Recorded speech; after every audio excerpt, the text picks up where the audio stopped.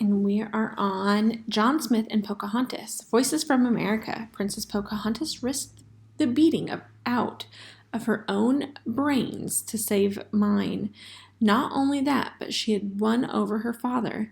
That I was safely conducted to Jamestown. John Smith. Pocahontas pleading with her father to save John Smith's life. John Smith and Pocahontas. In December 1607, Smith almost died when the Indians captured him. They took him to the chief. Smith later wrote a book about his experiences. When the warriors picked up their clubs and rocks, he was certain he was about to die. According to Smith, just before they came to him, Pocahontas, Powhatan's 13-year-old daughter, rushed out. She laid her head across Smith's body. In Smith's account, the chief was moved by his daughter's actions. Instead of killing him, they adopted Smith into the tribe.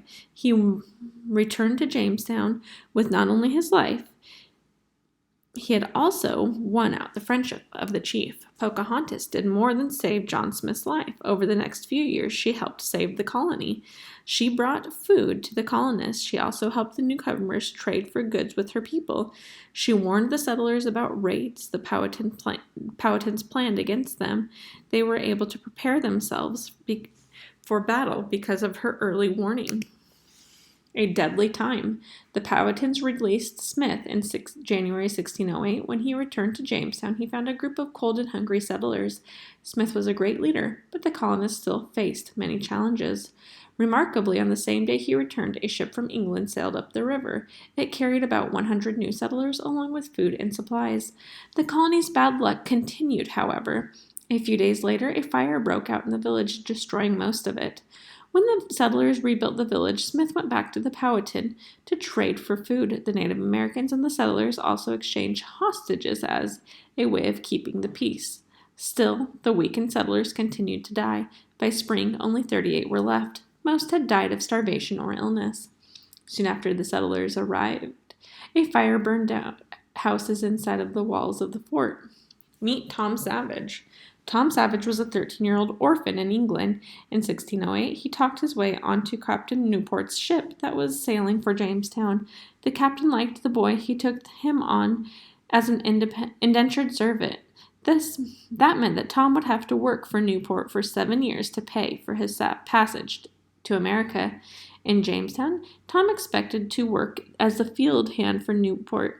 Then Captain Newport and John Smith discovered that Native American tribes sometimes traded children, so the colonists exchanged Tom for an Indian boy named Namatek. Tom lived with the Powhatan for 3 years. He learned their language and their customs. Tom became a spy for the colonists. He told them when the Powhatan planned attacks. As a reward, Newport freed Tom from his indenture. Trouble ahead. In the fall of 1608, another ship arrived with more settlers, including the first 2 women. Bad luck continued. Rats had eaten most of the ship's supplies for the settlers. Smith organized fishing and hunting parties. He made sure everyone worked hard to get food, and as a result, very few settlers died that winter. In 1609, John Smith was badly hurt. By accident, his bag carrying his gunpowder exploded. He sailed back to England to get treatment for his injuries. Before leaving Jamestown, Smith looked over the storehouses. He was pleased to see that the colony had enough food to get through winter. The future Jamestown looked brighter. There were now about 500 colonists. Among these new colonists was a woman named Anne Burris. She married settler John Layden. It was the first wedding in Jamestown. Smith planned to return to Jamestown. Although he returned to America, he never made it back to Jamestown. However, he wrote a book that told of their life there. His book inspired many people to come to North America. Smith thought that he had left a colony that would have no trouble surviving. More women arrived in Jamestown after 1609. The starving time. Colonists walking to church in the snow. When John Smith left Jamestown, there were 500 settlers. By the spring of 1610, only 60 were still alive.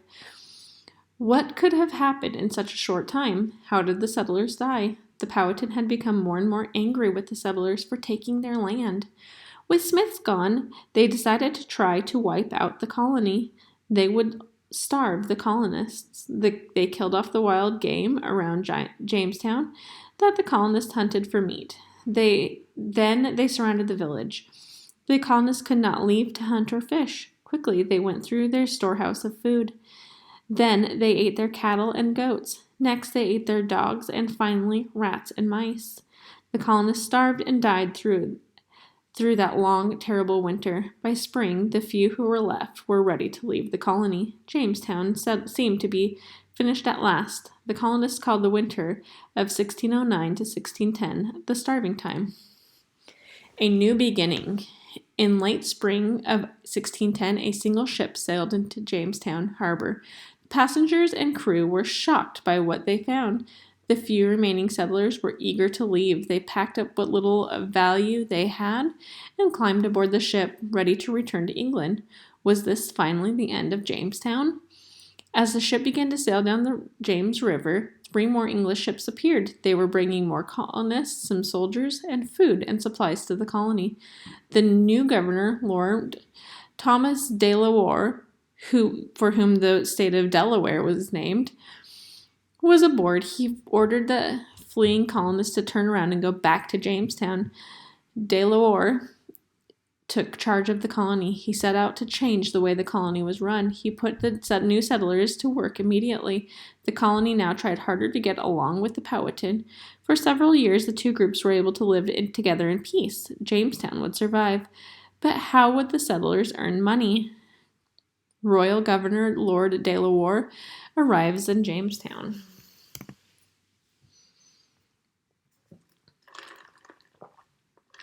Brown gold.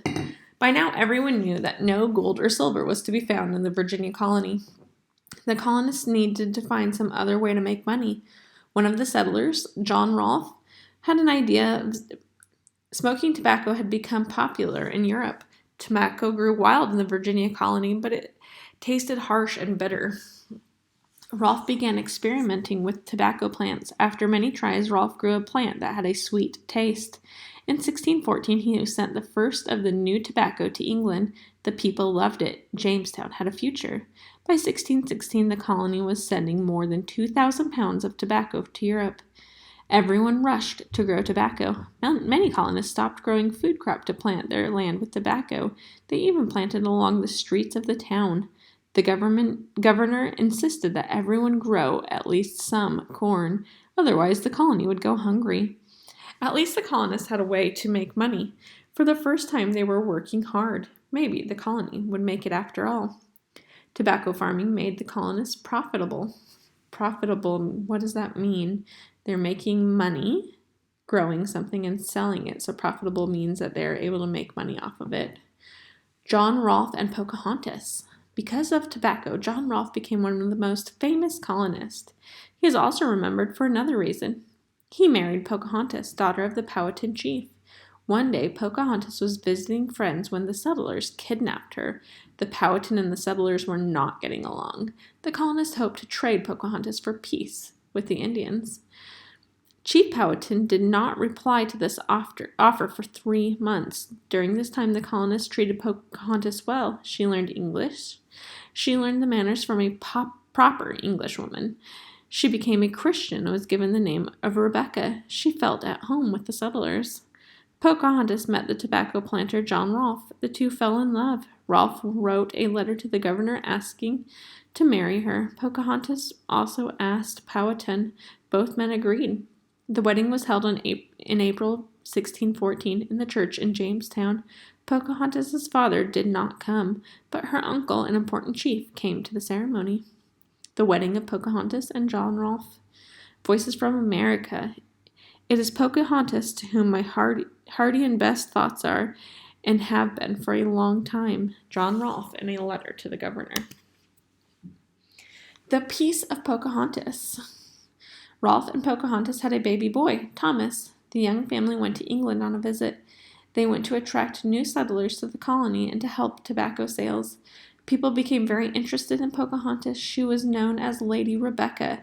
King James I and Queen Anne received her. She had her portrait painted. Pocahontas became popular in London society.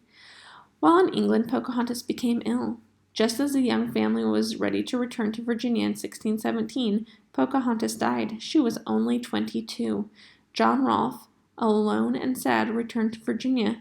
Thomas stayed with relatives in England and went to school there. When he was a young man, Thomas returned to Virginia. Pocahontas dressed in English clothes. Massacre. Pocahontas and John Rolfe's marriage helped keep the peace for a while. Chief Powhatan made sure of that. Then, in 1618, Powhatan died. His brother became the new leader of the Powhatan people. This new leader did not like or trust the English. He planned to get rid of the settlers once and for all. He took time to prepare. He wanted to take the settlers by surprise. After years of peace, the colonists felt safe. They stopped carrying guns everywhere. They traded with the Indians. Peace seemed to rule the day. Then, in March 1622, the Powhatan chief led a group to Jamestown. They came to trade furs and corn for English goods. At least that's what the settlers thought. Suddenly, the Native Americans turned on the settlers. They killed about 350 colonists, roughly a third of the total. One of them was John Rolfe. A Powhatan attack.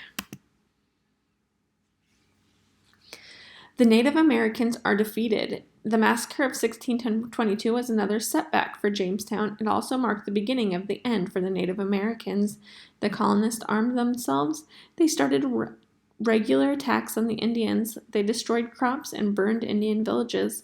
Native Americans' arrows were no match for the English guns, and many Indians were killed.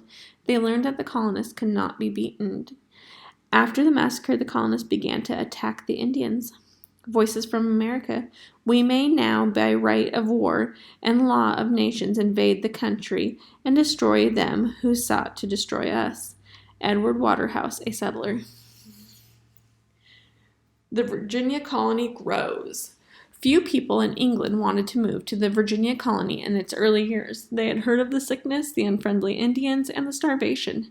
However, as time passed, they saw how successful growing tobacco was. Settlers were becoming rich. Also, the dangers of Indian attack was fading. Leaders of the colony wanted more settlers, so they offered 50 acres of land to the colony, or in the colony, to anyone who would pay for their trip, for the additional person you brought. You got another 50 acres. A person with some money could quickly put together a large piece of land.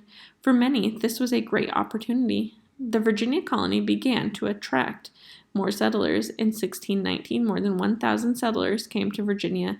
Another 3,500 people came over the next 3 years. Many were hardworking people. Some were beggars. Others were teenaged orphans. All of them hoped to make better lives for themselves. And that is where we're done for the day. Thanks, guys.